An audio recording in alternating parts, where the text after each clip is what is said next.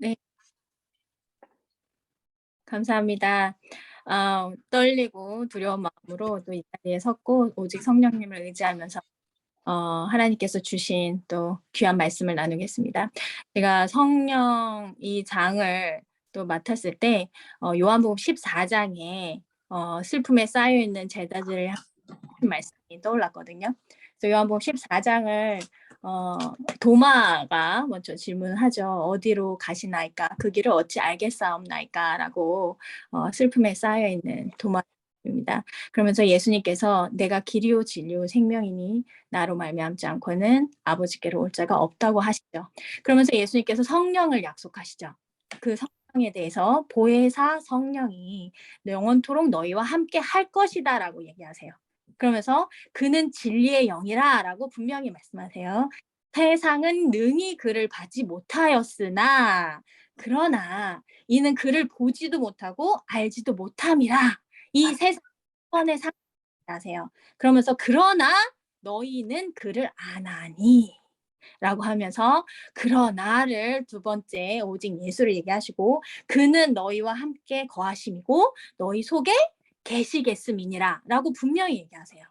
그러시면서 덧붙여 얘기하시는 말씀이 19절 말씀이에요. 똑같은 패러그래프로 똑같이 얘기하시는데 조금 있으면 세상은 다시 나를 보지 못할 것이라고 얘기하세요. 그러나 너희는 나를 보리니 정확한 것은 이는 왜냐하면 내가 살아 있고 너희도 살아 있겠음이니라. 그래서 성령을 분명히 약속을 하셨고 2000년 전에 그 성령이 오실 것에 대해서 약속하셨고 성령이 오심에 대해서도 약속하셨어요. 그것이 살아있다.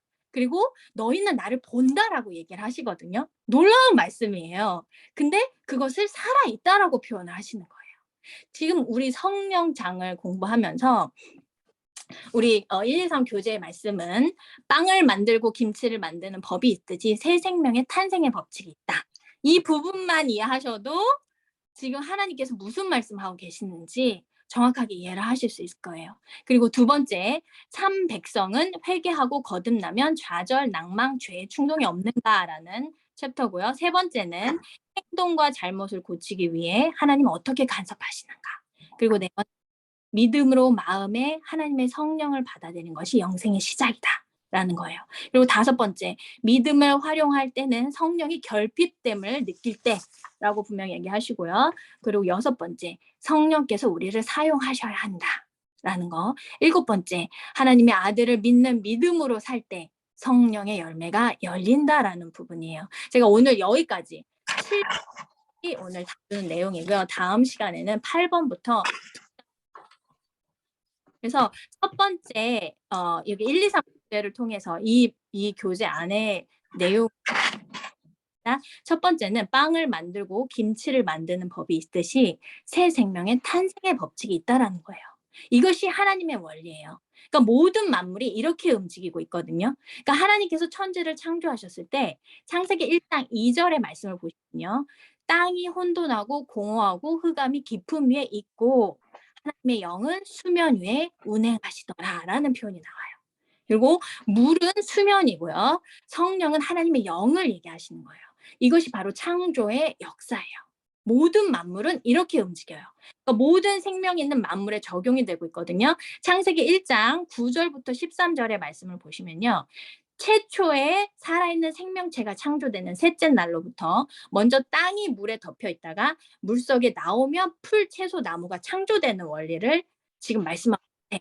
창세기 1장 9절부터 13절의 내용이에요. 그러면서 홍수 사건 이후에 창세기 7장 24절 그리고 8장 1절의 말씀을 보시면요. 물이 150일 땅에 넘쳤더라라는 표현이 나오고 하나님이 노아와 함께 방주의 모든 와 기억하사 하나님이 바람 즉 성령이죠. 성령을 땅 위에 불게 하심으로 물이 줄어들었고라는 표현이 나와요. 이게 모두 아까 첫 번째 새 생명의 탄생의 법칙에 의해서 이루어지는 장면이에요.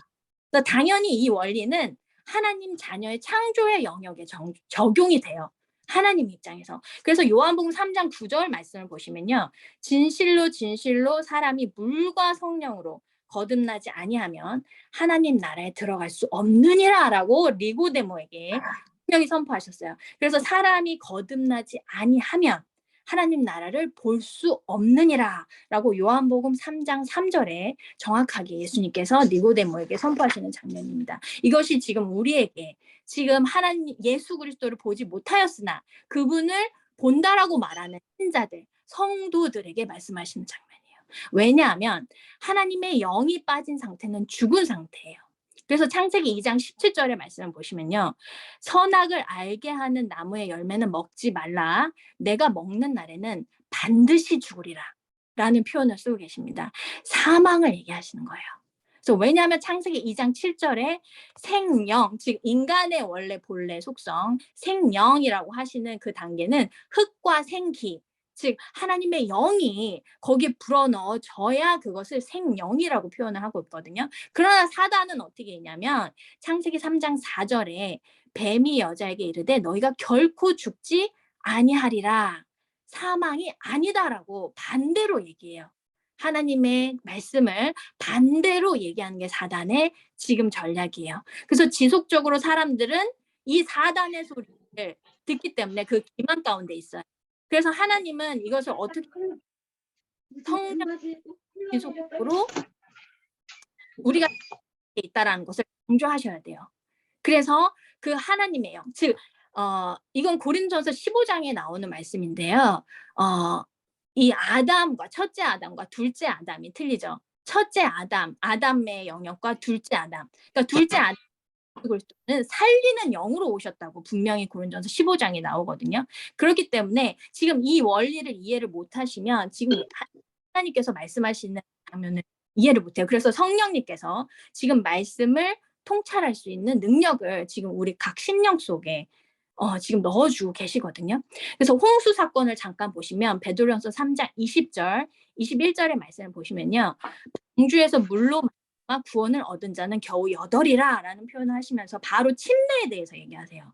물은 예수 그리스도께서 부활하심으로 말미암아 이제 너희를 구원하는 표현이 곧 침례라 이렇게 말씀하시고 계셔요. 이는 육체의 더러운 것을 제하여 버림이 아니요 하나님을 향한 선한 양심의 강구다 이렇게 표현하시거든요. 놀라운 말씀이에요. 그러니까 육체 어떤 더러운 것을 제하여 버림이 아니고요. 하나님을 향한 선한 양심의 강구, 즉 회개를 말씀하시는 거예요. 회개. 그래서 그분이 우리를 어디를 지배하시냐면 사단도 역시 마찬가지고요. 어디를 지배하시냐면요. 우리의 마음과 생각을 지배하기 시작하세요. 그래서 요한계시록 3장 20절에서 예수님께서 마지막 라우디게아의 기별에서 어떤 말씀하시냐면요. 우리의 처절한 사망의 상태를 먼저 얘기를 하시면서 그러면서 아까 우리 아이들과 함께 나눴던 내용인데 요한계시록 3장 20 이 내용이 너의 마음의 문 밖에 서서 두드린다는 거예요. 근데 이 두드린다라고 표현을 하는 그 두드림은 사실은 이 마음의 문 밖에서 예수님께서 두드려 계시는데 이 문고리는요 밖에 있는 게 아니라 안에 있어요. 그래서 우리가 그 마음의 문을 열어주지 아니하면요 예수님께서 이거를 박차고 들어오실 수가 없는 거예요. 그래서 성령님께서 지금 그 호소를 하고 계시는 거예요. 이 마음의 문을 열어달라라는 거죠. 근데 그 마음의 색깔이 혹시 우리 집사님들과 장로님들은 이 마음의 색깔이 이렇게 하얀색일까요? 아니면 이렇게 검은색일까요? 지금 보이지 않으시지만 이렇게 블랙일까요? 아니면 하얀색일까요? 이 마음의 색깔이 검은색이에요. 그래서 어떤 말씀을 하시냐면요. 만물보다 더러운 것이 마음이라고 하셨어요. 근데 예수님께서 놀랍게 그 마음의 색깔을 아심에도 불구하고 그 더러운 마음 가운데 들어오신다는 거예요. 근데 그 이유가 뭐냐면요. 계시록 3장 20절의 하반절에 보면 너와 더불어 먹기 위해서예요. 그래서 아이들과 이 내용을 나누면서 놀라운 거를 깨달았어요. 하나님께서는요. 우리와 더불어 먹기를 원하신다. 그래서 우리의 마음과 생각을 지배하시기를 원하시는 거예요. 근데 이게 바로 사도장에도 역시 마찬가지로 나오거든요. 이 자를 찾아 구원하려 오민이라라는 예수 이상 사명에 대해서 삭개오와의 대화에서 마지막으로 얘기하시는 거거든요. 그래서 이 성령은 지금 이 성령을 경험하는 자들이 생겨나고 있고, 그리고 이 성령을 경험한 자는 반드시 얘기하기 시작해요. 성령이 지금 어떤 역할을 하고 있는지. 그리고 그 성령이 하나님께서 예수 그리스도가 승천하신 이후에 성령을 반드시 보내시겠다고 하셨고, 그리고 지금 성령은 지금 이 자리에 와 있어요. 각 심령에서 그 말을 드리고 있다라는 거죠.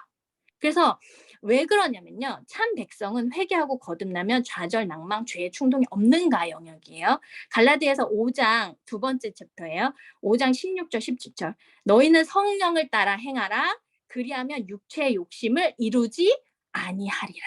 라고 분명히 갈라디아서에서 하나님께서 얘기하고 계시고, 로마서 7장 25절은 내 자신이 마음으로는 하나님의 법, 육신으로는 죄의 법을 섬기노라. 지금 우리가 마음으로는 하나님의 법과 그리고 육신으로는 죄의 법을 섬기노라 라는 이 대쟁투 간의 처절한 성령께서 바로 이 작업을 하시는 거거든요. 대쟁투, 우리 안에 선악간의 싸움에 대해서 얘기를 하시고, 속에 강력하게 싸우는 성령과 육체 사이의 전쟁에 대해서 얘기하세요. 지금 이것은 참 쉼이 없어요. 지금 우리가 사는, 지금 오늘 하루도 사는 그 가운데서 우리 지금 여기 계신 모든 분들이 이것을 경험하고 계실 거예요. 그죠? 그렇기 때문에 우리가 부를 수 있는 것은 뭐냐면요. 예수 그리스도를 부르게 돼요. 결국 사도 바울이 깨달은 건 뭐냐면 이게 8과에서 나오는데요. 회개와 구원의 관계. 정로의 계단 3장의 내용이고요. 결코 정죄 없는 자유의 삶. 지금 이것이 진짜 가능하냐는 거예요. 그리고 이것이 그리스도와 같이 사는 생애의 시작이다라는 표현이 되고 있거든요. 그래서 홍해 사건을 여기서 다시 달아주면서, 홍해에 갈라진 바다, 그곳이 바로 예수 그리스도의 심장 속입니다. 그리고 애굽에서 가나안으로 향해 가는 이스라엘 백성들은 과연 그곳에서 무엇을 먹고, 이것이 침례, 즉 거듭남을 말씀하시는 장면이에요. 그래서 고린도전서 10장 1절, 2절, 3절, 4절의 말씀을 보시면요. 모세에게 속하여 다 구름과 바다에서 침례를 받고 다 같은 신령한 식물을 먹으며 다 같은 신령한 음료를 마셨으니 이는 신령한 반석. 바울은 물질적인 바위 배 후에 그 물에 참된 근원신 예수 그리스도가 있다는 사실을 주지시키고자 하였어요.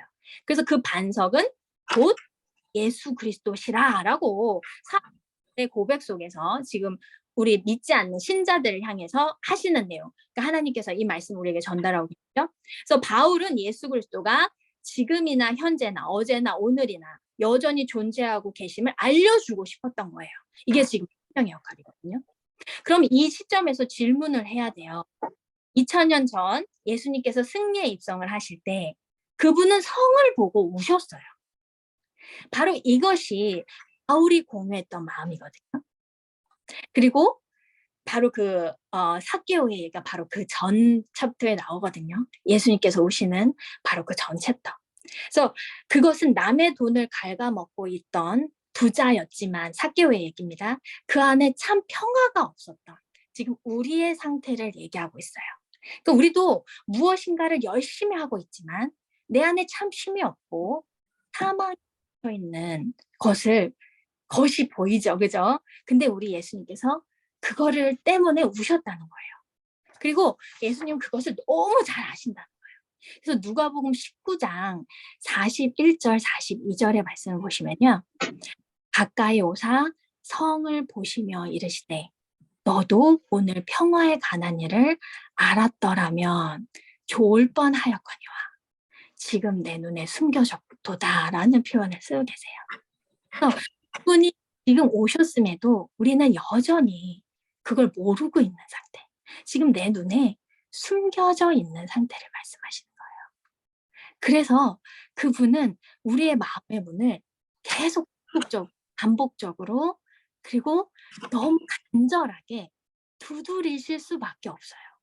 이 문은 우리가 열어주지 않으면 절대 예수님께 박차고 들어오실 수가 없어요. 왜냐하면 그분은 사랑이시기 때문이거든요. 사랑은 강요해서 되는 게 아니에요. 사랑은 혼자 하는 것도 아니고요. 서로 마음이 맞을 때 사랑이 시작돼요. 그래서 지금 마음의 문을 두드리고 계신 예수님의 그 음성을 듣고 마음의 문을 열기를 성령님께서는 아주 간절히 호소하고 계시고, 지금 저와 지금 우리 여기 계신 분들의 그 심령 속에 간절히 호소하고 계십니다.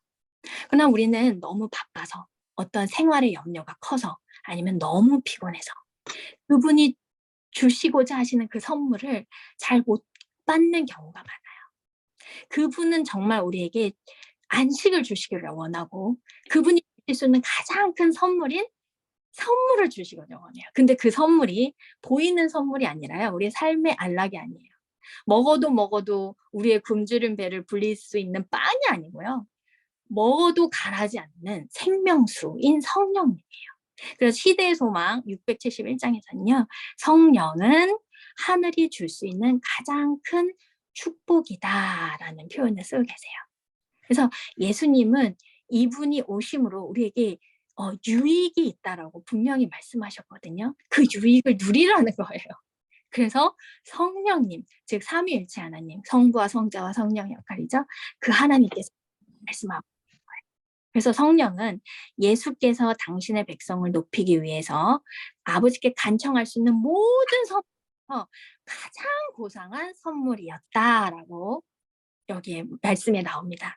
그 성령은 갱생시키는 주선자로서 주어져야 하였으므로 이분이 없이는 그리스도의 희생은 아무 소용도 없을 것이었다라고 분명히 얘기합니다. 그리고 세상의 구주께서 이루실 수 있는 분은 성령이시다. 성령은 마음을 순결하게 만드신다. 성령 통하여 신자는 거룩한 품성을 나누어 가지는 자가 된다. 그리스도께서는 모든 유전적이며 배양된 악의 성향을 이기며 자신의 품성을 당신의 교회에 새기는 거룩한 능력으로서 성령을 주셨다. 아멘. 자, 성령을 이미 주셨다는 거예요. 이것을 받고 누리기를 하나님 간절히 호소하고 계십니다. 그분은 성령을 주셨습니다. 그리고 성령이 오셨습니다. 그분은 그분을 보지 않고 믿는 성도들의 그 각 심령 속에서 지금 일을 하고 계신다는 거예요. 하늘을 향하여 19장을 보시면요, 믿음으로 마음 가운데 예수님 사실 성령을 받고 있다라고 표현합니다. 예수님을 개인의 구주로 받아들이는 사람들은 성령도 그들의 상담자, 거룩하게 하시는 분, 인도자, 증인으로 받아들인다. 신자가 하나님과 가까이 하면 할수록 그의 증거는 더욱 뚜렷해진다라고요. 그의 증거는요, 더욱 뚜렷해져요. 그래서 우리가 여기 위에 사과가 보이지 않죠? 그러나 이 위에 보이지 않는 분을 믿는 게 믿음이에요. 그죠? 보이지 않는 거. 근데 이 사과가 우리는 보이지 않지만 이것을 본다고 얘기해요. 베드로전서 1장에 보시면 우리는 보지 않은 예수를 본다라고 표현하는 거예요. 그러면 이 본다라는 건 어떤 표현인 줄 아세요? 그분을 직접적으로 경험한다는 거예요. 성령님을 그냥 어떤 하나의 지식적인 수준이 아니라 그분의 살과 피를 먹는다는 거예요. 실제적으로 그분이 나의 삶의 흡수가 된다라는 거거든요. 실제적으로. 그것을 거듭남이라고 얘기하는 거예요. 그래서 우리의 영혼 속에 채워지지 않은 어떤 갈증을 느끼고 계시죠? 저는 이거 하루에 몇 번에도 반복이 되고 있어요. 그리고 삶이 공허하다, 무기력하다, 우울증, 조울증, 지금 현대에서 지금 벌어지고 있는 그 각종 질병들, 그렇죠? 그것이 무엇이냐면요, 사실은 성령님께서 우리를 부르시는 소리예요. 우리의 영혼 속에 이상한데 자식도 있고 남편도 있고, 그죠? 그리고 집도 있어요. 다 있어요. 근데 마치 하와가, 그죠? 아담 하와가 그 무화과 나뭇잎을 엮어서 자기의 벗은 수치를 가리는 사람들처럼. 근데 그 마음에 이상한 갈증이 있어요. 너무 신기하지 않아요? 그 갈증을 느끼게 하시는 분이 바로 성령님이라는 거예요. 이것이 바로 사마리아 여인, 사마리아 여인도 그랬고요. 7 귀신이 들려서 그죠? 예수님께 고침을 받고 그 향유를 부었던 가늠한 여인, 그리고 삭개오의 삶이 그랬어요. 막달라 마리아. 이 모든 삶이 지금 우리의 삶과 접목이 되고 있어요. 그래서 성령님께서 지금 성경의 모든 말씀을 통해서 이것이 너의 삶이다라는 것을 말씀하고 계시고요. 그리고 너에게 필요한 게 오직 예수라는 부분에 대해서 얘기를 하고 싶으신 거예요. 그분을 정말 보고 싶어서 자신의 한계를 뛰어넘어 뽕나무 위로 허겁지겁 올라갔던 삭개오의 삶. 바로 이 삭개오에게는요, 아까 예수님께서 말씀하셨던 평안이 없었어요. 그 평안이 없었어요. 모든 것을 가지고 있다라고 하지만 사실은 그 안에 갈급함이 있었다는 거죠. 이것이 우리가 모두 느끼는 영혼의 갈증이에요. 지금 이것은 무엇이냐면요. 이것이 지금 그분이 일을 하고 계신다는 증거예요. 지금 여기 계신 모든 귀한 분들은 그 갈증 때문에 오셨을 겁니다. 그렇죠? 성령님께서 바로 일을 하고 계신다는 거예요. 성령은 지금 우리 각 심령 속에서 일을 하고 계신다는 거예요. 그것을 아주 뚜렷하게 날이 가면 갈수록 느끼고 또 확신할 수 있습니다. 그래서 우리 하늘 아버지께서 세상의 부모들이 저희 자식에게 좋은 선물을 주고 싶어 하시는 그 이상으로 지금 우리에게 구하는 자에게 성령을 주시기를 간절히 원하신다라는 거예요. 그래서 요한복음 20장 22절의 말씀은요. 그들을 향하여 숨을 내쉬며 이르시되 성령을 받으라 라는 말씀이에요. 지금 이 예수님께서 하신 말씀은요. 창세기 2장 7절 하나님께서 흙으로 우리를 지으시고 그 코에 후 하고 생기를 불어넣으셨던 바로 그 장면이에요. 그것이 2000년 전에 똑같이 지금 성령을 후 하고 받으라라고 말씀하신 장면이에요. 오순절날 하나님께서 약속하신 성령을 주신 이유에 하나님께서 어떻게든지 성령을 주시고자 하십니다. 그것을 믿으시나요? 믿으시나요? 약속하신 성령이 지금 우리에게 오셨고 그것을 주시고자 하시는 하나님의 그 마음을 믿으시나요? 믿으시나요? 네, 네. 바로 그분이 지금 그 일을 하고 계세요. 이것이 바로 영생의 시작입니다. 그분의 사망은 나의 사망이요. 그분의 부활은 나의 부활이라는 강한 확신이 들어요. 그 성령. 그래서 시대의 소망 388장은요. 그리스도께서 우리 안에 사시는 것은 성령을 통해서며 믿음으로 마음의 하나님 성령을 받아들이는 것이 영생의 시작이다. 라고 분명히 말씀하고 계세요. 자, 영생이 무엇인가요? 영생은 하늘 가서 잘 먹고 잘 사는 거 아니에요. 그죠? 우리의 갖춰진 생각, 사망의 생각은 항상 그 생각을 하고 있지만 영생은 분명히 요한복음 17장 3절 뭐라고 말씀하셨죠? 영생은 한번 읽어볼까요? 요한복음 17장 3절 어떤 말씀이시죠? 요한복음 17장 3절 한번 읽어볼까요? 같이 읽어볼까요? 영생은 곧 유일하신 참 하나님과 그의 보내신 자 예수 그리스도를 아는 것입니다. 자, 영생은 우리의 갇혀진 사망 속의 생각을 벗어나 그 분을 아는 것입니다. 3장 20절에 분명히 뭐라 그러셨죠? 너의 마음의 문 밖에 서서 두드린다. 그죠? 그리고 그 문을 열면 내가 너에 들어가 너와 더불어 먹고 너는 나와 더불어 먹으리라. 자, 이것은 무슨 표현인가요? 하나가 된다는 거예요. 하나. 그것이 영생입니다. 자, 예수님의 생각은 나의 생각이요. 예수님의 마음은 나의 마음이 됩니다. 자, 안다라는 것은 야다에서 나오는 거 아시죠? 야다. 아주 밀접한 거 안다라는 표현을 쓰는 거예요. 단순히 예수님, 하나님이라는 어떤 이름을 알아서가 아니라요. 그분의 생각과 그분의 마음을 공유할 때 그것을 안다라고 표현해요. 그것을 영생이라고 하는 거예요. 예. 그것을 너와 나는 하나다라는 표현입니다. 야다, 안다라는 표현이에요. 그쵸? 그래서 성령은 바로 이 역할을 하는 거예요.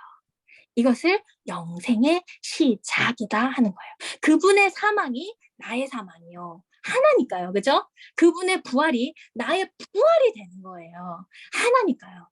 그것을 영생이라고 표현하시는 거예요. 자, 이것을 지금 성령님이 하셔. 아주 놀라운 영역. 이건 인간의 머리로서는 깨달을 수도 없고 알 수도 없고. 그러나 성령님께서만이, 오직 성령님께서만이 이것을 깨닫게 하시고 확신하게 하시고 알게 하시는 거예요. 그분을 알아갈 때 우리는 참 기쁨이 있어요. 우리 안에 더 이상 무화과 나뭇잎을 엮어서 우리의 수치를 가리지 않아도 그분 자체로만 나는 길이요 생명이요 나는 생명이요 나를 믿는 자는 영원히 죽지 않니하니라는 그분의 말씀으로만 우리의 간절한 심령이 채워지게 되어 있어요. 자, 이것을 하시는 거예요. 그래서 이제 그분의 생각과 마음은 나의 생각과 마음이 됩니다. 지금 성령께서 우리를 사용하십니다. 그래서 나의 눈으로, 입으로 그분의 생각과 마음이 나가는 거예요. 그러니까 내가 노력해서 되는 게 아니라 그분과 하나가 되면 나의 눈으로는 그분의 눈이 보이는 게 보여요. 그리고 나의 입으로는 그분의 입술에서 나오는 게 나와요. 그리고 생각으로는 그분의 생각이 나의 생각으로 또 전환이 되게 되어 있어요. 마음도 마찬가지고요. 그래서 참 쉼이 없어 방황하는 사망 속에서 허덕이는 영혼들이 보이고요.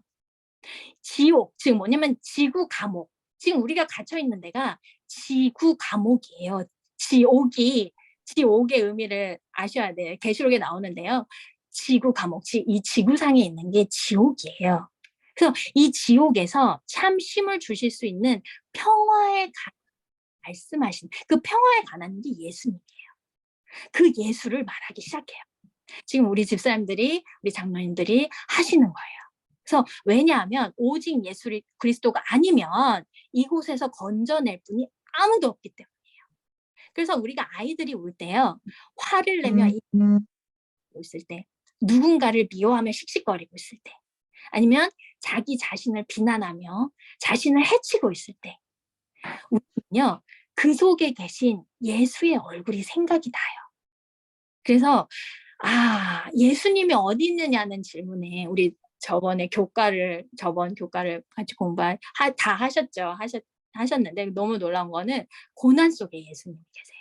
그래서 아주 가깝게 지금 우리가 지옥이라고 말하는 지금 이 갇혀져 있는 사망 속에 예수님이 계신다는 거예요. 그리고 예수님의 역할, 즉 성령의 역할은 그 예수의 얼굴이 생각이 나게 만든다는 거예요. 그래서 어느덧 그들의 입가에, 지금 우리의 입가에, 나의 입가에는요, 웃음이 지어져요. 그리고 이 참된 놀라운 영생의 삶으로 지금 이끌어 가시